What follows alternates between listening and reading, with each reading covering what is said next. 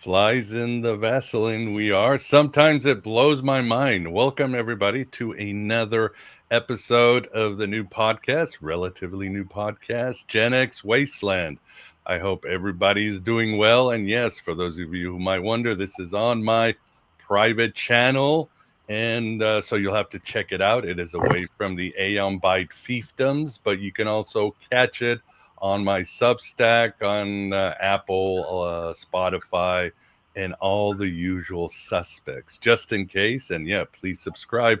And yes, my name is Miguel Connor. Here I am, the author of The Occult Elvis, working on the Gnostic David Bowie, and just trying to express more of these universal truths from our generation as this world falls apart at the seams, sometimes in a very wonderful way. So, and today I am very excited once again to have my friend, and as I say, my favorite witch to join me, and that is Maja D'Aoust. Maja, how are you?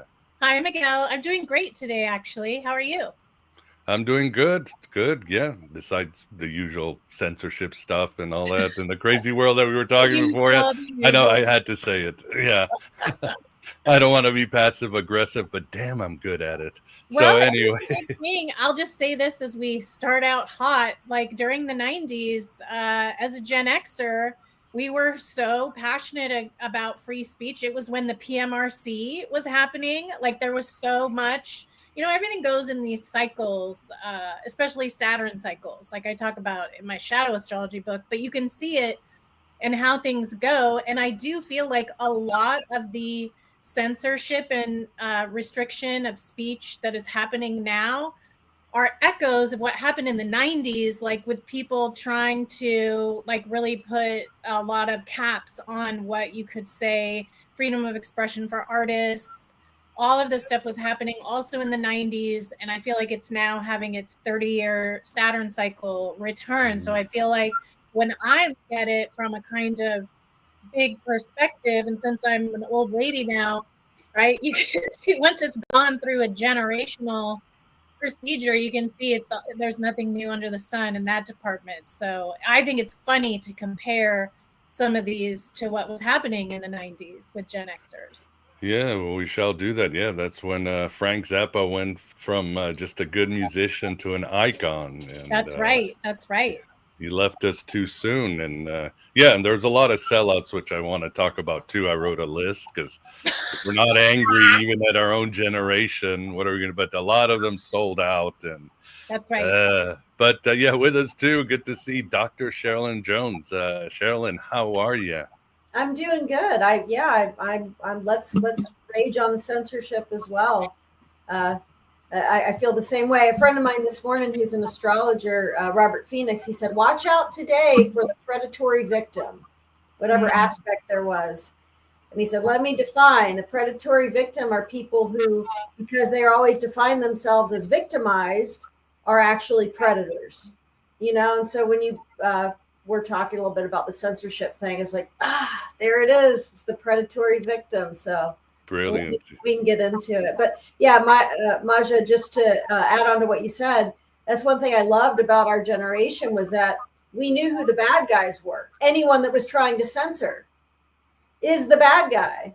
It doesn't. And the bad guy isn't who you disagree with. The bad guy who is the person that won't let you talk. So anyhow, simple formula, and I agree. Yeah, I'll just add on an interesting thing to what Dr. Jones said. I like calling you that because it's like Indiana Jones. That's the only reason I did it. There's the secret. So the only reason I did it is so I could be like Indiana Jones. Swear to God. Totally awesome. But esoterically, what you're talking about is talked about in all of the esoteric stories, how the devil plays the victim. So this is actually a very old story. Once again, when we learn esoteric perennial philosophy, everything that's happening today makes a lot more sense. But when someone does that behavior, which in psychology they also call DARVO, it's an abbreviation, you can look it up on Wikipedia. When the perpetrator plays victim and becomes predatory, this is what the devil would do. And this is in all of the medieval tales. The devil would play, like it's the person that punches you in the face and then sues you for breaking their hand. Right. So this is a very important archon and archetype for people to know, because if you don't know, you are not going to recognize when someone is putting on that mask of parading as a victim when they are a perpetrator. So it's you have to learn to know this archon for sure. Yes. And they're still seeking the same thing, right? Your loosh, power, loss of identity, as Eric Hoffer says. Most people who start a movement don't want to find themselves. They want to lose themselves in the puddle of the mask because it's just an easier existence, right? Being an individual, or individuating, as Dr. Jones would say, is brutal work. And it's easier just to call you out and melt you into my essence. Right. That's right. Good deal. And with us too, we got Ray Taylor and his son. How are you guys doing? What's up, brother? Just here, man. I'm doing great. Enjoying the show. Yeah, well, no censorship here. Well, kind of. There are some things we have to say because of the algorithm. Unfortunately, we have to be sneaky on certain things like what happened in 2020 and certain countries. But, you know, it is what it is. It's the airwaves. So awesome. I already see a good crowd again. If you want to call in and ask questions, I'll leave the number down here. It is 434-532-9370. So please call in. Not much else for housekeeping. I have my occultelvis.substack.com. Check it out. I'm actually putting stuff that didn't make it into the Elvis book. Like yesterday, I put an article, Elvis and the Rabbi, because I didn't have space. So there's this story of Elvis and the Rabbi that you won't find basically anywhere else that I just put up. And I found definite proof that Elvis knew of the Gnostics in his own handwriting, which I just ran into while doing research a couple of days. I had Larry Geller talk about it, but now I've got Elvis actually saying it in one of his books, so I will be putting that up. So please join the Elvis Substack and, support it in any way you can. Let's see the crowd. A little bit of an echo. I don't know if it's just me, but I'm hearing some echo. It might be you. I don't hear it. Let's see. Mute yourself, Sherilyn, and see. Okay. Do you hear the echo? You still hear the echo? Because now I don't. Okay. I don't hear an echo, but. Okay. Well, you never know. Somebody might be and somebody might be not. So it's sometimes we'll figure it out. For the audio version, I always clean it up. I put it through my own software, so I get rid of a lot of the stuff. So, well, let's start. Well, let's talk about Maja. Tell us, how was it for you in the 90s? We talked about censorship, but how else was it? How was it being an occultist in the 90s? I kind of wouldn't know because I was sort of a Roman Catholic. I was an ecumenical Roman Catholic. In other words, I went to church, but I could go to an ashram. I could read, I don't know, the Celestine Prophecy or the Four Agreements. You know, that's how my family was. We were very into try things, but just make it to church on Sunday to take the communion. That was the rule. So you could wash away your guilt once a week. Yeah, exactly. Or go to confession. So it was fine for me, but I didn't know much about the occult world. How was it for you, Maja? Well, I felt very supported. I was on a hippie island in Seattle. So, I mean, for me, and obviously everyone's going to know how old I am, but I don't care because I'm proud that I've reached this age. And I look forward to being the weird old lady on the hill somewhere. I think that's going to be a good time. So I'm not shy about saying my age. But I was in high school, basically, for the 90s. I was a class of 93. And I was on a tiny hippie island near Seattle, and it was while Grunge was popping off. We had the explosion of the music scene happening in Seattle. And then I went to college in Olympia at the Evergreen State College, which now is like gone way conservative. But at the time, to give you an idea, the clock in the middle of the campus was literally stuck at 4:20. And it was a very progressive school for liberal arts and sciences. In fact, I remember my organic chemistry teacher had created his own photosynthesizer, to give you an idea of like some of the cool stuff that was happening there.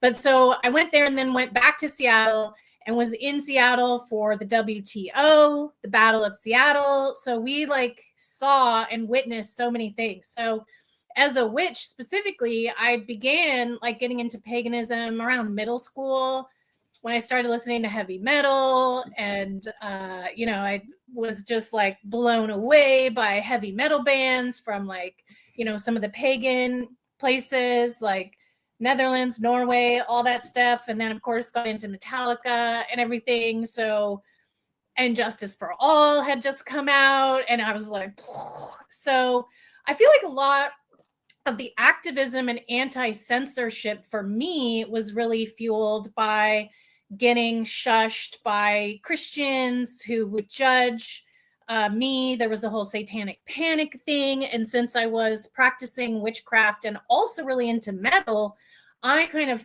got the resistance in the form of the satanic panic garbage.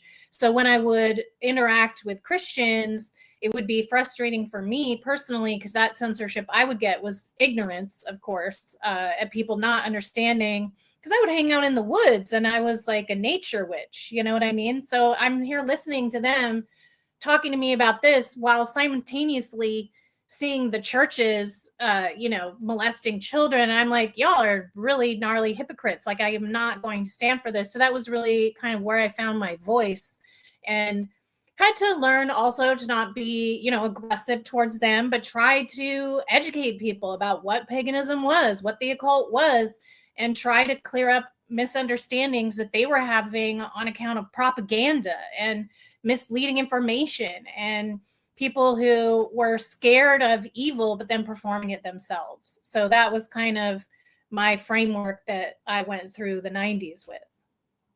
Very cool. Yes. And Sherilyn, I think I know why we have an echo. I think it's coming on your end.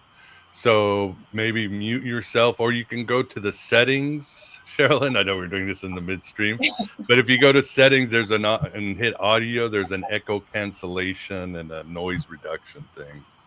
So put yourself on mute and fix that, and we'll be fine. We'll be fine. So and what about the idea of the Latchki Kids? You were pretty much left to just survive.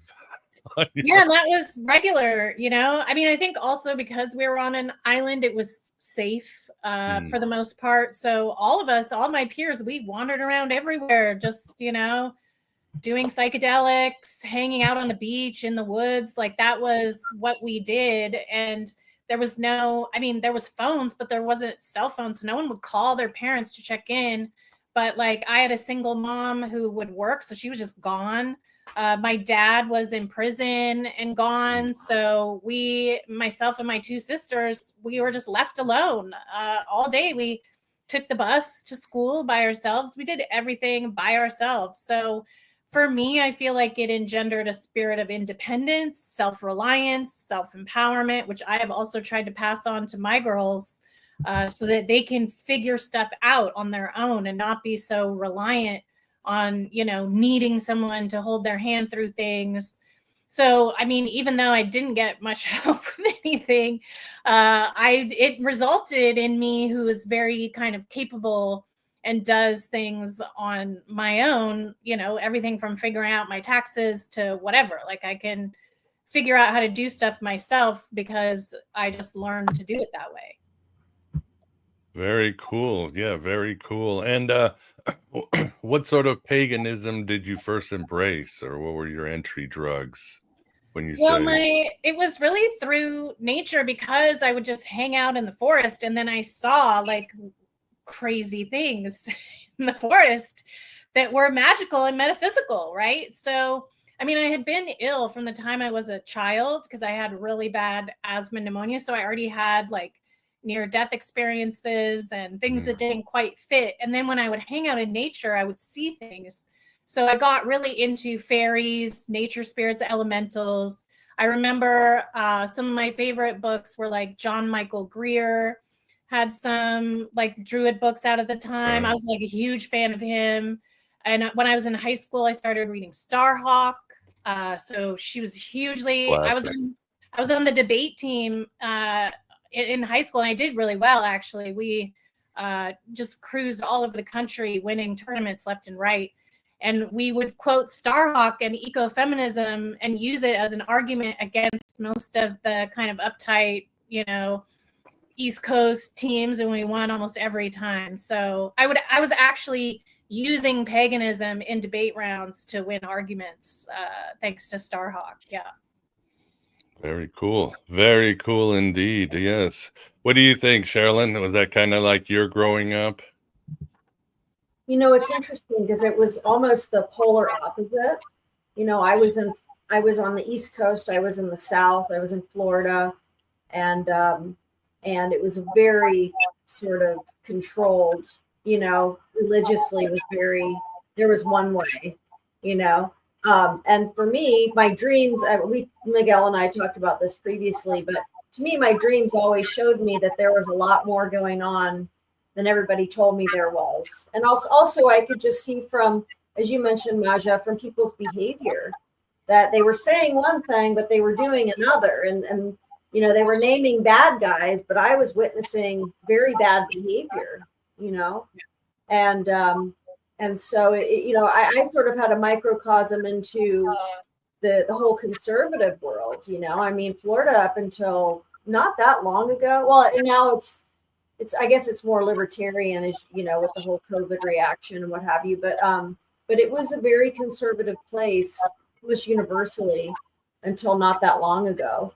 And like I said, I was hearing people name the bad guys, but then I was seeing them do the bad behavior. And I had a sort of interesting window too onto sort of the fundamentalist movement, where people got really into dealing with demons and demonology, spiritual warfare, right? Warfare, and man, it's no joke, for sure. It is not a joke, it's for real. But then what I started observing was that this was the only sort of, I don't want to say entertainment, but it almost became entertainment for them, right? They were playing with demons, and it is not good. This is not, I'm like, wow, these people are actually calling up demons. That's what they're doing, thinking that they're more powerful than them by saying these magic words. But really, I was seeing a lot of sort of malign influence come into people's lives by thinking that they could just, play around with this stuff. And there was the satanic panic, but then, years later, I actually know somebody who was in the McMartin preschool and stuff that actually did happen there. So, and I think I think that's the model though, is that they make all these subcategories and get everybody fighting each other and divert our attention are really happening, on whatever side, on whatever and I think the farther down you go on the rabbit hole, you see there really aren't any sides. There are people who do really horrible things, and there are people who will not do horrible things, no matter what. 100%. Yes, you couldn't have said it better. Totally agree. Very true. Yeah, because I know, Alex Akiris has done, when he used to podcast, done a lot of work on the McMartin, and it's much more complicated and it's scary. But yeah, I think you guys are right about going in the middle, because from my perspective, yes, you had, again, this ecumenical Catholic, whatever the hell I was. On the right, I was horrified on the right by the movement, the New Right or whatever it was called. But on the left, also in the 90s, I started realizing the other thing that horrified me was political correctness, because I was in college and it was being incubated there. And suddenly, that's why I didn't graduate with an English degree, because that was my home with the poets and the stoners and all that. But I was like, this stuff is horrible. Suddenly I can't say certain things. I have to think a certain way. What we see today, it just keeps recycling. And I was just horrified that this movement was really gaining.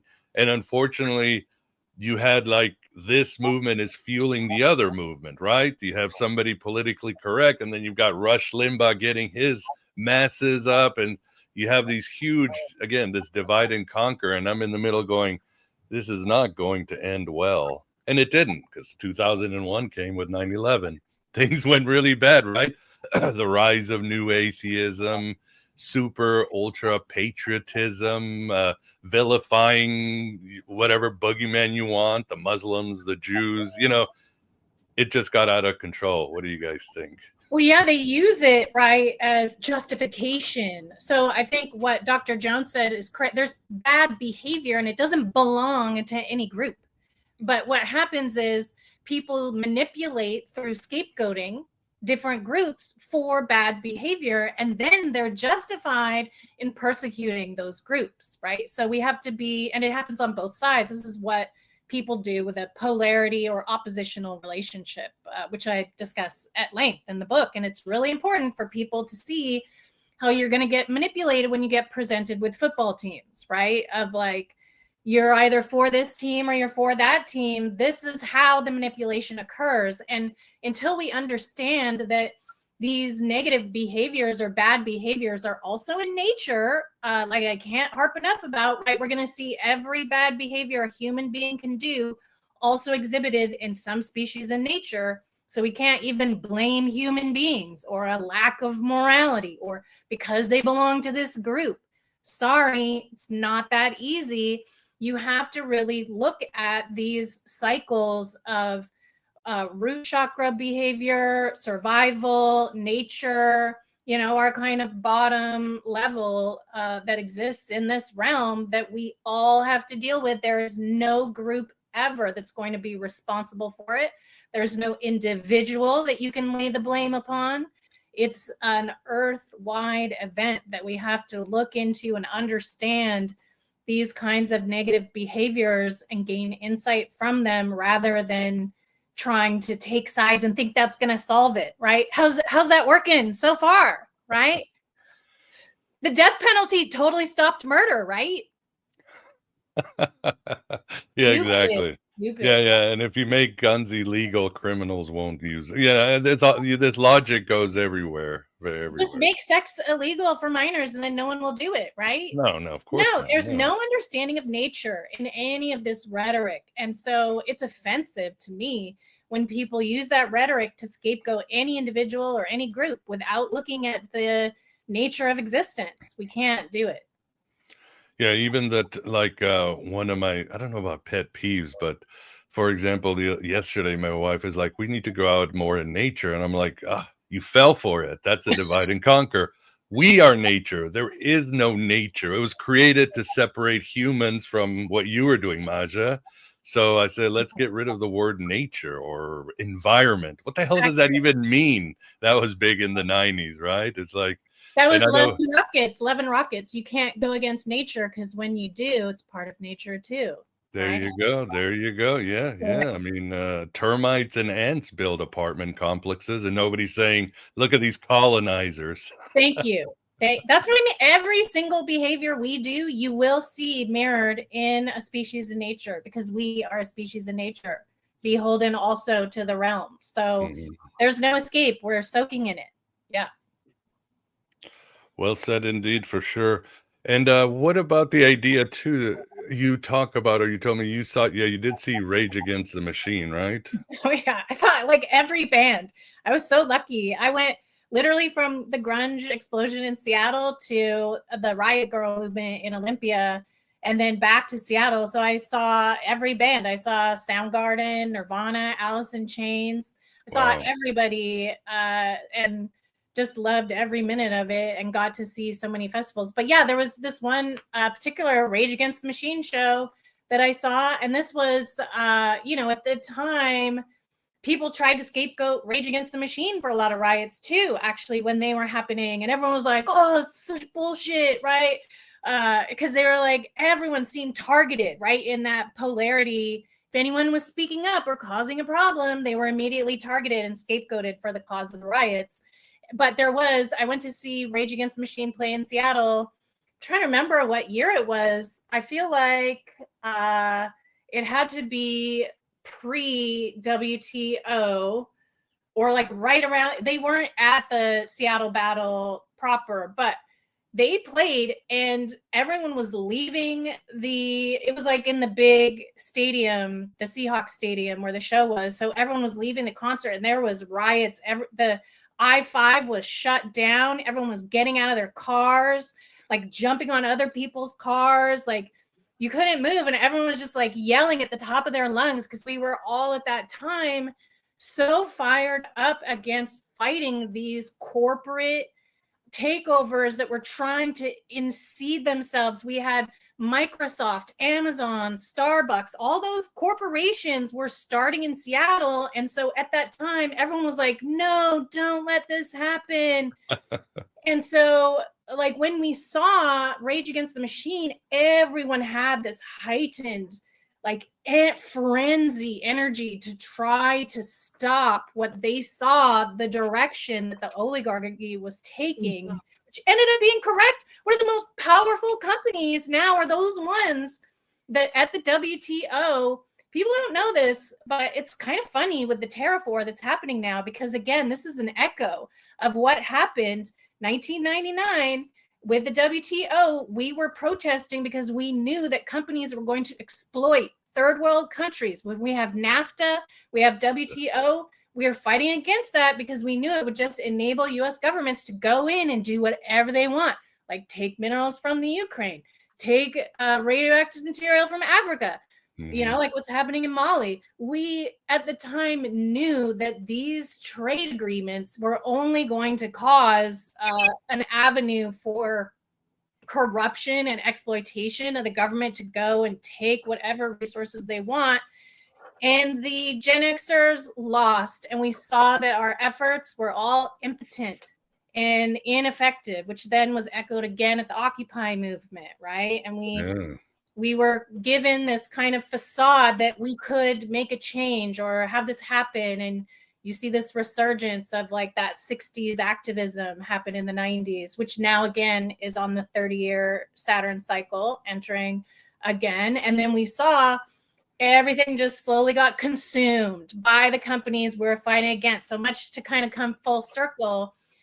Some of those bands and individuals that were fighting so hard then got just bought because they didn't have any money. And then these corporations that everybody was fighting against, we all ended up working for because we needed jobs. And so it was like one of the saddest experiences to see, right? It's like you fighting this evil dragon and then suddenly you're its bitch, taking it, like giving it coffee every day.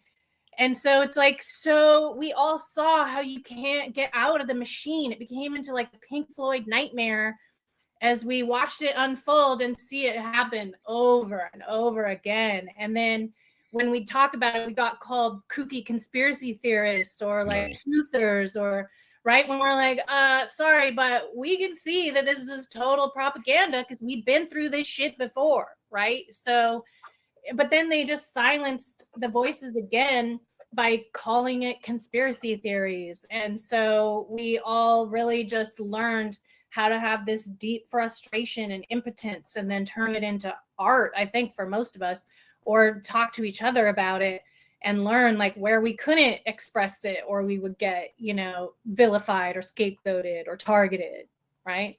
Yeah. Ooh, that was quite a speech, and I love it, love it, love it. And yeah, it's so true, and it's so frustrating, but that's where opportunity. We're Gen X. We're very good at not caring and figure out where to pivot. Because yes, when I moved to Chicago, I think 2001 or 2, it was very normal for people when a Starbucks would open to smash their glasses. I think the company already had a budget because the hatred against corporations was still in the air, and it was violent, and people would react. And of course, then Starbucks, of course, just started hiring, I don't know, making the activists into managers. They bought them out. And like you said, Rage Against the Machine is a classic one. That's a band when I first heard, you know, you listen to an album and you feel you're waking up. That was one of the few instances, you know, same with Nirvana and Stone Temple Pilots is like, I see reality. But, and of course, their song appears at the end of The Matrix, the great anarchist culmination where Neo flies. And, you know, of course, 2001 had to come to sort of put a stop to that. But yeah, the Rage Against the Machine, as they call them on the internet, is now Rage on Behalf of the Machine. They've sold out. Green Day has sold out. I've put all the big rebels like Gene Simmons, Howard Stern. I mean, there's a whole bunch that we thought these guys are the ultimate rebels. They'll die before they get old. They're always going to give us a voice. And a lot of them, like you said, Maja, they got bought out, they got scared, and now they're just part of the oligarchy machine. That's right. It's what happens when the alpha male consumes its rivals. Okay, so we see this is a corporate, how they do with it. You know what Meta does when there's a rival with social media? They buy it. Right. They don't care. They need ideas. They're going to go on Reddit and just take them. There's no, if you think you're presenting something and making a difference, what's going to happen is the bully is going to come take it, right? Let's say you come up with a beautiful new perfume fragrance that you received in a download dream from God. What's going to happen is one of the larger perfume companies are going to come and buy you.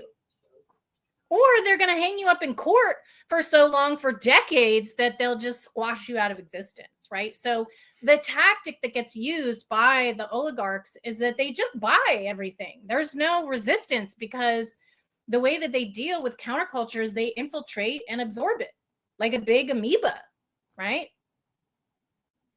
That's it. Well, Sherilyn, is there any hope, or what do you think?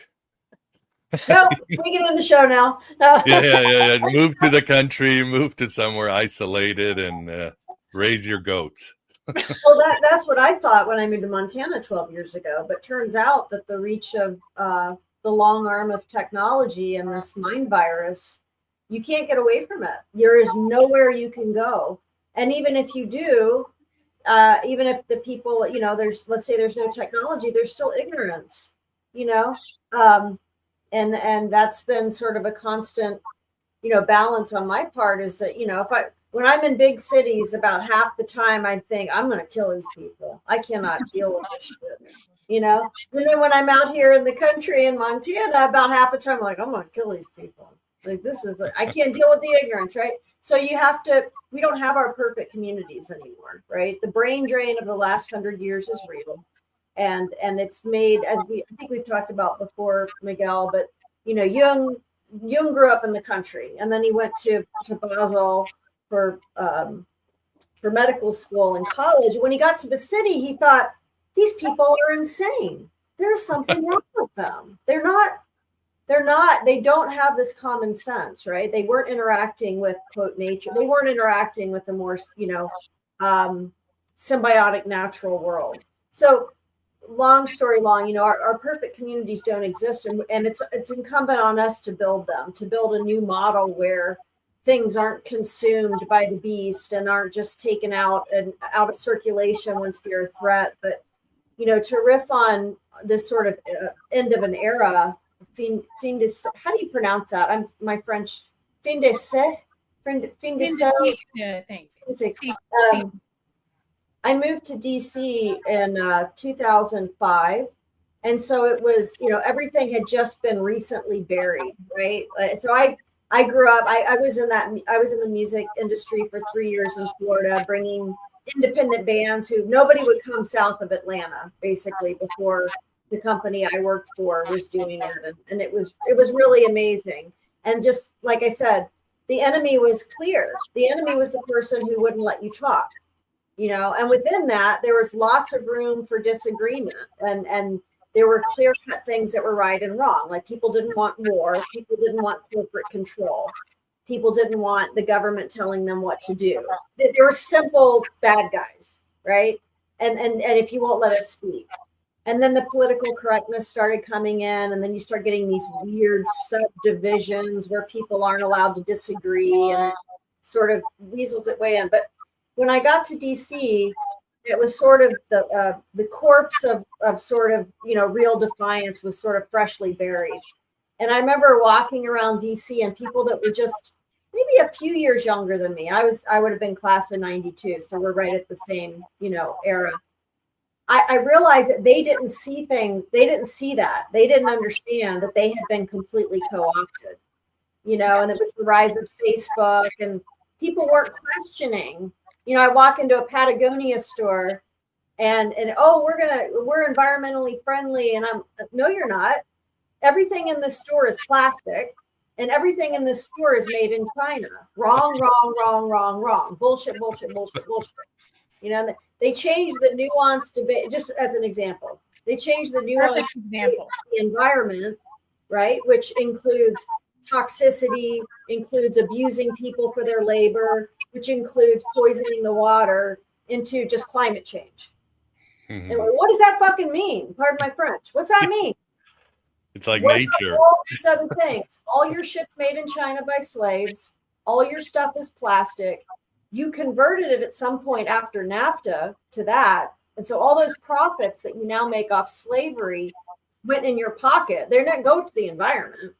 But see, the people who are just maybe even 5 years younger than us weren't doing that nuanced debate. You know, they just were wholeheartedly accepting their Starbucks coffee and their Facebook and their Microsoft. And I remember I would come up with ideas for t-shirts all the time, like walking around DC and see these. And one was the Facebook, doing the Facebook font, and it would say, "Hey hipster, Facebook is corporate." Like, what are you thinking? This is a data collection machine for you, you dumbass. You know, but they didn't grow up questioning all of that. Nope. You know, they were given here's this party, you know, anyway. So amen on everything you said, or a ho, or whatever the politically correct spiritual affirmation is. Yeah, that was the other selling point, was trying to tell us these tech overlords were democratizing the internet. Zuck and all these guys were bringing this, and Google, this new era where we'd have equality. And it's like, you could see through that stink. Well, most people didn't. And again, here we are. But there's 1984. Like, this has been the deal. Like, that's why I feel like a lot of Gen Xers can sniff propaganda, because we experienced some of these things where it would just be the blatant, like, Orwellian garbage. So we were like, of course that's not true. But then I feel like one of the things I struggle with is where people kind of lost that. And I know that it does happen, like, generationally, right? And then it's like the problem of having to extend something through time, that awareness, right? And how do we pass that awareness onto people when the narrative gets switched so actively, right? So all it takes is, if you have one generation and no one remembers or talks to old people, you have a new set of suckers, right? So, or a new set of Zuckers, as whatever you want to say. But it's true. So the corporation wins because the corporation is made as a legacy golem that will outlive a generation of people to the next generation, which will no longer remember history. And so then they can completely control the narrative, represent it, repackage it with the newest celebrities, right? All you need to do is have Taylor Swift endorse something, and then you're going to have the love of the entire generation, even though it has nothing to do with her. And it's just like shilling a product. So they'll use these manipulation techniques. And if you don't practice meditation or raising your awareness or things that are going to help you see through the matrix, right? Instead of just, you know, buying a t-shirt that says the matrix, unless you're going to do the Gnostic work, the spiritual labor that's going to enable you to see through the facade, they're going to continue being able to be successful in those endeavors, because people will just forget. Well said. As I keep quoting Peter Gabriel from the Carpet Crawlers, you got to get in to get out. It's the only way out. Do the work, go inward, find out what got lost, and it's all there. Yeah, for the audience, again, if you want to call in, please call in. I see the amazing Mike Frank, brilliant person. I see Astrox Foundation, Mr. Anam Olmos, good to see you. Ray, anything you want to say on your end? No, I was just wondering what people thought about this the chemtrails that are being sprayed on us, and the Generation Xers, and we just kind of like let that slide. They're spraying poison on us every day, and they came out a couple days ago. I think it's RFK, and he was talking about the stuff that they were spraying from DARPA on the American people.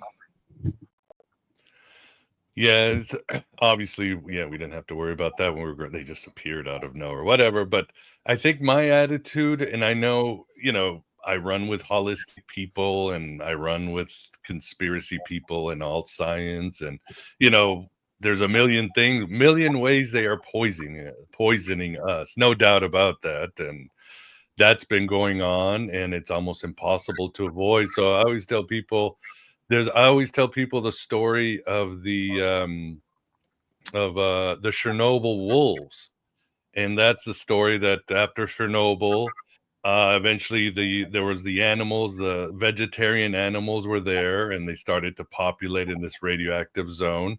Eventually, wolves started coming in from other areas, and scientists are like, these wolves are dead because high radioactive. They found out that these wolves not only were the healthiest wolves, they had the lowest rate of cancer than all other animals, and they started, bringing balance to that area of Chernobyl.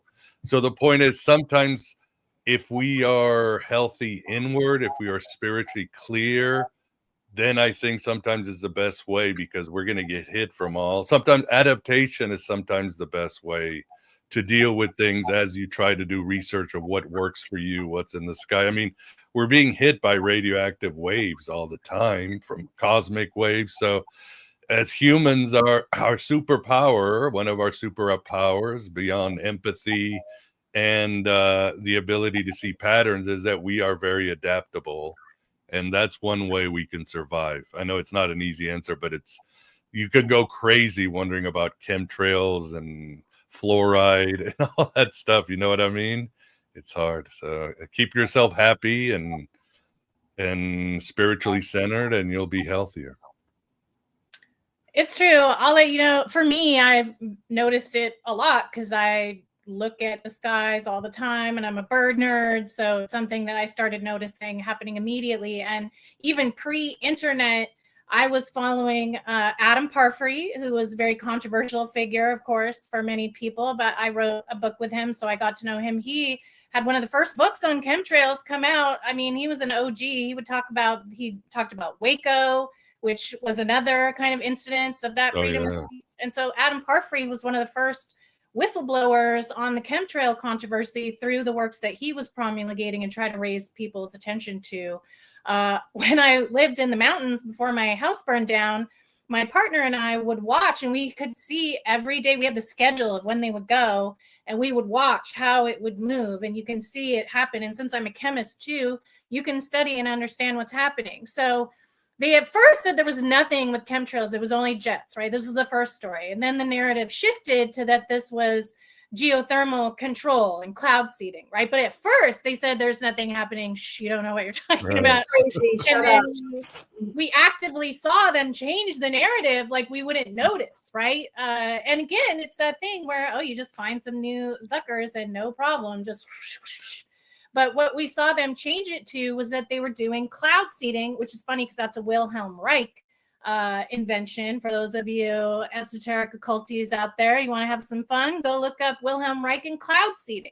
So the thing with cloud seeding, which relates back to me and my impact, is that cloud seeding uses silver iodide. Okay, silver iodide is highly combustible, highly flammable. So one of the things that they were doing to bring rain in California was cloud seeding using silver iodide. There was one day when we were actually watching the news and they were interviewing a fireman in California. Why did they think there were so many wildfires? And the fireman started saying, well, it's because of all the shit they're spraying out of the plate. And then he got cut off by the news station. And so then I looked it up on Google and all over Reddit, they were talking about it too. And then sure as shit, we lost our home in the Eaton wildfires. And if you look at why is there so many increased wildfires in some places, turns out they're spraying silver iodine. It's a highly flammable combustible material. Lord have mercy. Yeah. Well, the UK government just came out last week and said, we are going to do geoengineering with spraying. And you're like, wait a minute. They already are. I was crazy. I was insane for 25 years until today. And today I'm not. But no, now you're a conspiracy theorist because it's just geoengineering. What are you talking about? Yeah. We're just doing geoengineering without any votes or election to see if we should be permitted to do something that affects the public health. Yep. And what became, for a solid 2 decades, when I would talk about my own food or what they're spraying or this or that or any, living sustainably, I was, a left-wing hippie. I was a liberal hippie. And then at some point in the last 5 years, I've become a right-wing extremist prepper. I don't know how it happened, but now I'll say the same words, and the label hippie leftist, liberal hippie is gone, and the word right-wing prepper is in. And I'm just, but again, it's this lack of nuance where, and I think too, this is a uniquely Gen X experience where, we were still relatively young when Bill Clinton came in, and he's supposed to be, on the good guy side. He's supposed to be this progressive, what have you. But then in very short order, we have Ruby Ridge, Waco, Oklahoma City. What's the one I'm missing in there? The militia, Michigan militias happened at that time. We have the federal government coming in and putting its boot right in the middle of the face of these small communities. And it was just, it to me, I mean, because I had my kids really young. I had little babies, and it felt kind of apocalyptic. It felt like, all that stuff you've been thinking you could affect for all those years, and there were good guys and bad guys somewhere. Nope. They're all going to put their boot in your face. Or maybe it was a confirmation of that basically the power structure itself was the bad guy. It wasn't a political party, and it wasn't a movement on either side. Bingo. It was whoever was in power. And that was, I feel like if you didn't kind of live through that, see that conversion, that maybe that I felt like people stopped asking questions at some point, and they just started parroting this, you're a this, you're a that, you're a, a label. Yeah. A label. And, Jung said, if the world destroys itself, if humanity ends up destroying itself, it will not be because of evil. It will be because of stupidity. Yeah, I think the first seeds of my anarchism were planted that day watching the news and watching Waco burned. And I'm like, these are children being burned alive right in front of me in the public. And the lying, Koresh was a big racist extremist. I said, well, I don't agree with him, certainly religiously, but if you just take a quick look, you realize almost 50% of that cult were African Americans. It's just lie after lie after from the get-go. And that's what planted the seed, and, other things too. But yeah, it was, like you said, Sherilyn, you get to the point as you realize, the system is hopelessly broken. What Krishnamurti said, it's no measure of mental health to be addicted to a hopelessly sick society. What were you saying, Ray? I was at Waco. I mean, that's when you're talking about that we went to Waco. James Tabor was there also. And really?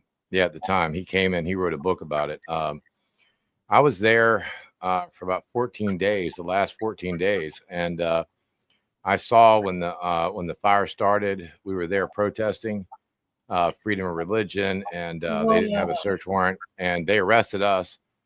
And kept us. Yeah, they arrested us and they let us go again and told us not to come back, but we did anyway. And I met James. I saw James there. He was a lot younger, but and I met Alex Jones. And there's a video of young Alex Jones. Oh yeah, young Alex Jones. There's a video with Alex Jones and me in it at Waco. If you go to his channel, and I just got out of the military, and I was in Virginia, and I saw it, and I said, we're going to go there and protest. So a bunch of us did. And we thought it would end good. We thought it was an excuse to get drunk. I mean, that's what it was. Well, we go party, man. We'll have a good time. And we went there, and they had the clan leader guy show up, and a big riot kind of happened then. And they kept hanging things outside. We went to media and all this kind of stuff, David Koresh. And when the fire started, they lit the fire and like that. I mean, they say they didn't, but they did. They were using ferret rounds, and we could hear them going off, and they lit the fire and they killed all these people. And none of those people were they were prosecuted, but they're all found not guilty, by the way. I mean, you know that, every one of them.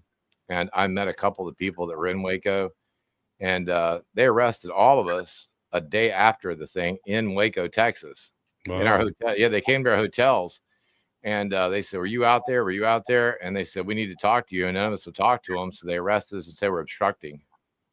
And we had to pay fines of $250 a piece to leave Waco. But yeah, the government's really corrupt. Janet Reno back then, and it was awful. It was just hideous, and I couldn't believe it happened, you know. And then after that, of course, I'm a conspiracy theorist, and I don't think that Timothy McVeigh had anything to do with the building, you know, being blown up in, you know, either. But I think they did it. They said their initial reports were that one device had went off, and there were 2 devices left in the building. So, I mean, that's not what a truck bomb does, blows things out, blow it in, you know. But every time there's something going on, it seems like the government or some group of people figure out a way to screw us over. You know what I mean? It's like, it's pathetic. I'm just curious, what type of witch are you? I mean, you're Maja, right? Yeah, that's right. Yeah, I mean, there's like a whole bunch of them, different types of witches. You said you're a nature witch. It's really hard, but that's a good question too. I honestly don't identify with a lot of people using the identity of witch now, because most of them do magic that they call manifesting. And I feel like a lot of the witch circles that I have seen, not all of them, so I'm not like trash talking witches, calm down, right? Don't hex me or whatever. I don't put hexes on people. I don't do curses. And I feel like a lot of I'm like, if you want to do that, go nuts. I'm just saying that's not the kind of magic that I do. And then when I try to explain the type of magic I practice, I feel like they get upset and feel like I'm shaming them or something. And then I get like a lot of hate or whatever. But no, I'm not trying to make myself rich. My book I wrote with Adam was against The Secret and against all these law of attraction movements, which are total trash garbage, in my personal opinion. And they use Hermeticism to their own ends, which is the opposite of what Hermeticism is trying to teach you. It's trying to teach you how to come out of the matrix. So I started with learning about alchemy, Hermeticism, you know, doing nature through science. I have a biochem degree, so I'm not like, you know, a noob. And then I got a transformational psychology degree. And my practices that I do are through my teacher, Dr. Kelvin DeWolf, who's an indigenous Mi'kmaq Native American. So I did like vision quests and pretty hardcore, like, I guess you call it shamanic training, or like, you know, trying to go through dimensions in your consciousness is essentially what I do. So I don't know what to call it, but I use like consciousness and my awareness to, you know, do the work that I do, which is through reality shifting and engaging in, I would call like interdimensional hyperspace, is kind of what I would say. And I try to explain that to other witches, and they're like, but can you get me a Prada bag? How do I get a boyfriend? Right? You know, so I don't know how to have this conversation a lot of the times. Yeah. Can you give me a TikTok spell? Right? Since it's so popular, astrology and tarot have never been more popular. Manifestation, shadow work. It's like best of times, worst of times, because it's stuff that we were promoting a long time ago, but it was too woo-woo, Jung, and witchcraft and divination. Now it's very accepted, but it's, I don't know about watered down. I don't know what to say. I try not to judge. Realistic, right? So it's all like, what can I get? How do I use magic finish this person or get what I want? Right. And I just disagree with that whole thing. For me, I use it to worship spirit and engage in interdimensional consciousness. But isn't it always been that way, Maja? I'm sure you've read some of the old like magic spells or Greek papyrus, and it'll have somebody like, my neighbor gossips too much, I want Hermes to strike. I mean, or I need a husband, so can I summon this? And they're spending a lot of money. So people haven't changed that much, have they? You're correct. The Bible was a book of law written saying, don't fuck your neighbor's wife, right? Like you're exactly correct. And it's a good point. Like the reality of dealing with each other ultimately becomes pragmatic, right? So yeah, that's a very good point. Yeah, I mean, or don't go talk to witches unless you're King Saul, and then it's okay. We'll make an exception this time, and he's the one go that made the law that you can't talk to witches. So he's another hypocritical government agent who says, "Don't do this, just me." Yeah. Well, we all know it's the old saying: millionaires don't do astrology, billionaires do astrology, because they know this stuff has always worked. That's correct. Magic works. It really does. We got to use it I have against this, them. great, I think he's Intertraditions author, Nigel Pennock. I like him. Yeah, I have his book, one of his books, a few of them, but one of them, The Pagan Book of Days. Mm-hmm. And I love consulting it because you know they're going to pull some hijinks on these big days. You just know, they will. That's right. Always on an eclipse. Always on an eclipse. Always on eclipses. Always on, whether it's, I don't know what's going to happen today. It's May Day, I guess. But, the Purim, that usually ends up, they usually start wars on that day. And they, whatever. They tap into the energy that they know is already there. So they, for the peasants, we're not allowed to tap into it. But, for the elites, they do the facade of religion, but behind the scenes, I mean, they're the most darkly occult, in the way that they want us to interpret that word, which means bad, don't do it, Right. Scary, don't do it.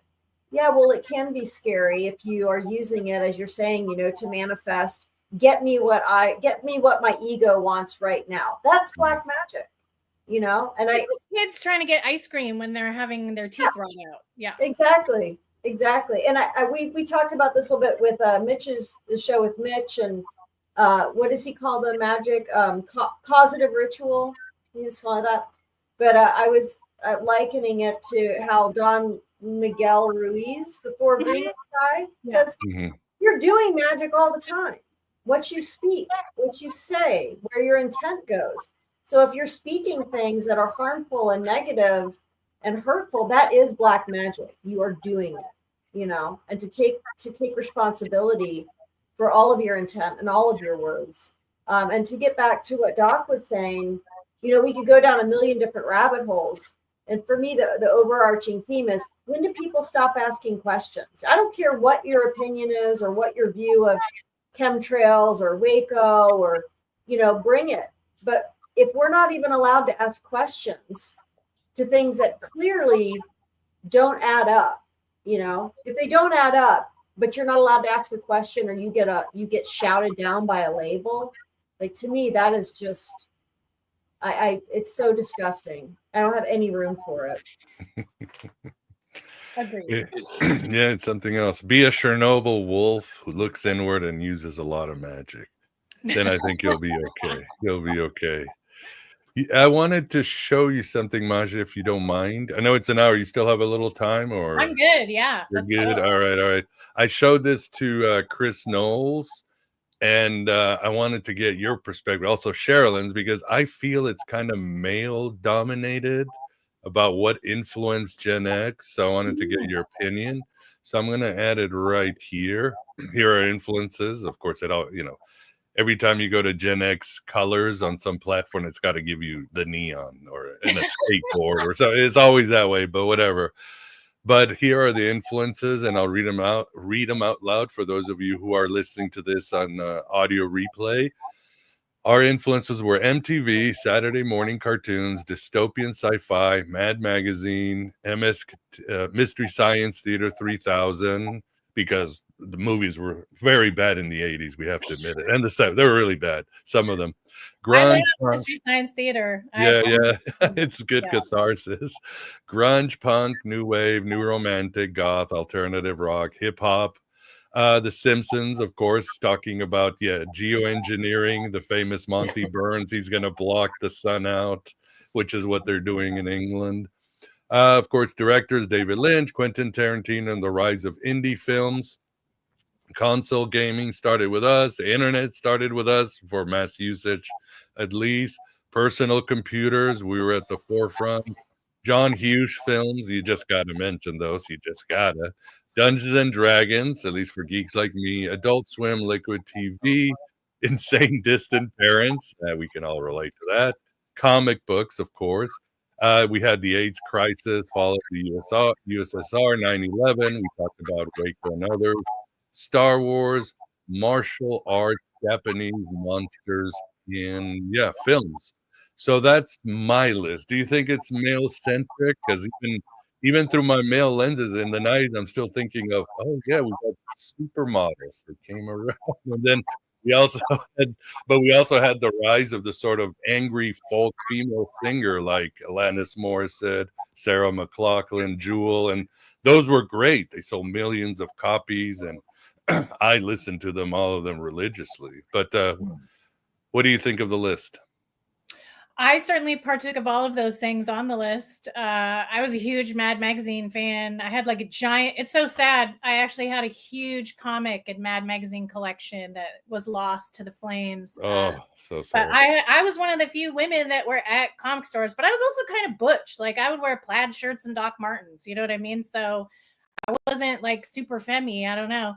But like I would add to that if I was to add some more feminine influences, although I did participate in all of those listed, which I don't see as described by a gender, since I loved all that shit too. I was a martial artist as well. I did like 20 years of practice in multiple martial arts. So I don't think that's gender based, or it wasn't my experience anyway. But I would add to that list ElfQuest. Oh, of course. My Little Pony, because that was a huge influence on me, which I thought was just spiritual and mystical. Like I didn't really view it as a girl thing, but like friendship is magic, man. Like I feel like that was something that I feel like the 90s and Gen X really have, that I feel like is I mean, I'm a mom. I have 2 teenage daughters that are now going into adulthood, and I feel like in the 90s, since we didn't have the tech and social media, we had friends. Like we had fucking tight bro friends. Like it was like my friends, we were together all the time. Like I was never excited to go watch TV. I was excited to go to the beach in the woods and take mushrooms, or like, shoot the shit about philosophical topics. Like we would literally all sit around talking to each other about Noam Chomsky or about the state of the world. So we had like real heart-to-heart interactions with each other rather than some of these like activities. So I would also add to that list interpersonal relationships, friendships specifically, and having like peer groups, because I feel like some of that is being lost in the social media generations, and they're getting isolated, not talking to each other, not participating in group things with each other. But I think that most of us Gen Xers did have that experience, although like is listed on there, some of the like first person gaming certainly took off then. And I do think that's like, I never did any of those like shooter games or anything. I was more into Mario and Minecraft and stuff like that. But then there was all those like PC games started coming. I didn't participate in that culture, but I know it was hugely influential. Probably there weren't a lot of chicks on there, I would imagine. I don't know. But I certainly played a lot of video games too, but just not that type. But yeah, I don't know. Other than that, the witchcraft was huge for me. And I know a lot of other girls would participate in it too. And then there was the entire, in Olympia, the Riot Girl movement, which then had Bikini Kill, right? And all of those bands that came out. So more than just the angry female singer, there was that kind of like empowered movement of the Riot Girls that I would add in there too. Yeah, and it was a good time for women, because when you look at culture, the 90s it was the best-selling time for female artists. I mean, it was even like old stalwarts like Whitney Houston and Madonna. They had their peaks in the 90s. Mariah Carey. I mean, it was just it was incredible, the domination that women had in the charts in the 90s. So that's right. Yeah, we also had Hello Kitty in the 90s too, at least in the United States. So it's never left. What about the Cabbage Patch Kids? Oh yeah, those two. Boys had those too. That was a doll for boys and girls. It was. Yeah. How about the Pet Rock? Do you remember that? Yeah, that was millions of dollars for a Pet Rock. Oh yeah, that was quite a genius marketing campaign. That's for sure. That was insane. What do you think of the list, Sherilyn? At least from a chick viewpoint. Yeah, I think I would definitely add the whole supermodel weird thing in there, where it was, these people were characters in their own right, even though they didn't say anything. It was kind of odd. It's like they didn't do anything, but they were somehow celebrities. Like influencers today. They just sit what are you doing, actually? Appear in a George Michael video. That's what they did. Yeah, you scanned. I don't know. The whole Valley Girl phenomena, where we actively got to witness people changing the way they talk to mimic this thing, which was Miguel and I were saying before he came out. It was a joke. It was a parody. You weren't meant. These were meant to parody people who looked stupid. And now we have grown women who talk like this.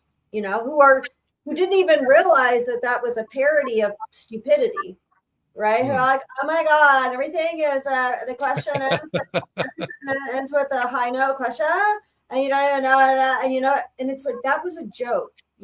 First of all, you didn't grow up in Southern California. Second of all, it was a parody of stupidity. Third of all, you're a fucking adult. Stop it. So anyway, but you can't quite lead with that. But the Valley Girl thing was big. And then also, although it was a time for women and music and all that thing, in the movie, so to me, there's a dual thing here. In films and in television, whatever media, there was still this sort of stereotype portrayal of women, But that, to me, we lost something when they started making the characters more homogenous. All the females have to just play the man roles now, where it's like, you're not allowed to be in this feminine role, and under the guise of equality and feminism, they just sort of homogenized everything to where, being feminine at all and having this more holistic, community oriented sort of viewpoint that embraces nature and beauty and all this other thing. Now that's just weak. So we just need to make women into bad men, into badly drawn men, So yeah, there was still a lot of the hangover of the stereotypes, but I feel like we've lost something in trying to just homogenize women into men. So yeah. You should also add WWE to that list. Oh yeah. Or WWE. That was where the men got stereotyped as well, but it was highly enjoyable. I think WWF or WWE culture really influenced millions of people around the globe. So at that time, I think it would definitely be on that list with everything else. Yeah. Yeah, people used to go to that. WWF is coming to town. We're going. They still go. It's still huge. I have clients that went to go see the most recent, what's it called? The WWE, the one that starts with Raw or whatever. Like, people were so stoked that Raw was coming into town and they got their tickets. They spent hundreds of dollars on it. They still tour. Wow. They became actors like The Rock, right? And like what you saw was the characters that they developed in WWE, which was a classic polarity culture, right? They would have the good guys and bad guys. So they would play the good guy and then someone would be the heel, right? They would call it the heel who would play the villain and take the heat. And then that really, I think, creates that polarity consciousness, but then they were able to just transfer into roles and role playing. Yeah, that is true. Yeah, Roddy Piper, who did the most Gnostic film of that era, They Live. That's more of a documentary. I got to meet him, actually. Oh, very cool. He was hanging out with ZZ Top. And I worked in music, and so I knew some other folks that worked in music, and they kind of cross-pollinate, and ZZ Top had played, and they were like, hey, they're downstairs, and come and meet them, and there's Roddy Piper. I'm like, what? Just really strange. That's an interesting story. The guy that introduced us, he was their tour manager at the time, and he had been Nirvana's tour manager in their last European tour. And this was, what year did Kurt Cobain die? 93? Was it 93? I think it was like sometime around early 90s, early to mid 90s. Yeah. So when he was killed by his wife. Oh, did I say that out loud? Oh my God, it just slipped. Anyway. It was I think we've already said enough in this show to get canceled for many lifetimes. Right. It was very soon after. It wasn't long after that, and he had been their tour manager on their last European tour. And this was before all these films had come out, kind of, looking at her role and all this. And he was on a tear. He was like, that bitch.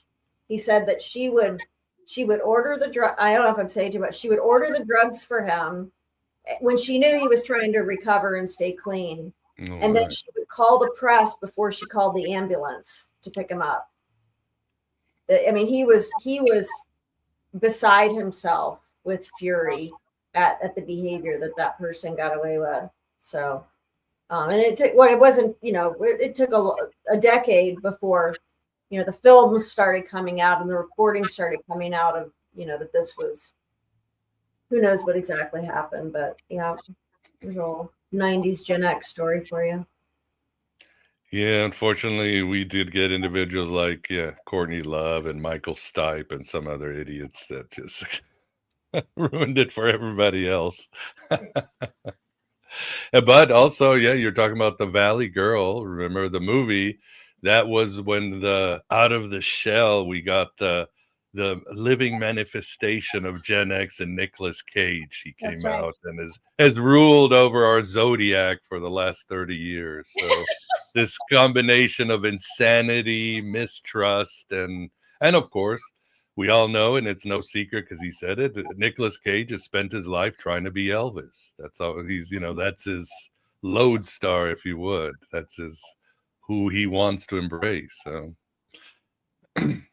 we got Mr. Cage from that. Wow. Well, good. Yeah. Well, good deal. Good deal. Yeah. I don't have any other questions. Any last things you want to say, Sherilyn?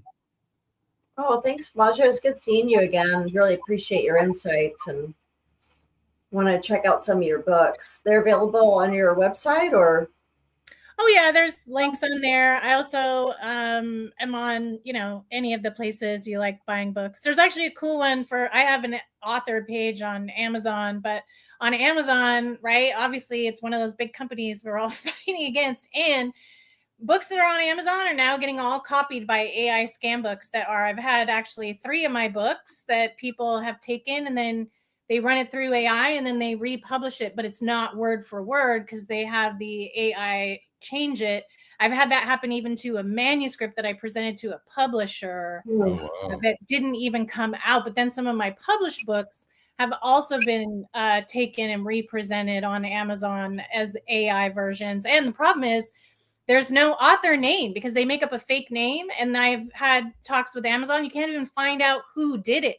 So I can't even have a copyright suit against the scammy AI versions. This is not just happening to me. This is happening to best-selling authors as well. So if you go on Amazon, same title, do they do the same? Or they just change the title and the author? The similar title, but slightly different, right? So here's how they're like trying to make it, but it's actually called a derivative work. And when they copy it like that, it's called, it's a type of plagiarism, which is called structural plagiarism. By the way, if you're an author, just because someone takes your entire book and switches the words around, that doesn't mean that they're not plagiarizing you. So, but like, who's got $100,000 to drop on a lawsuit when you can't even find out who the fuck is doing it because they're doing it under an anonymous name?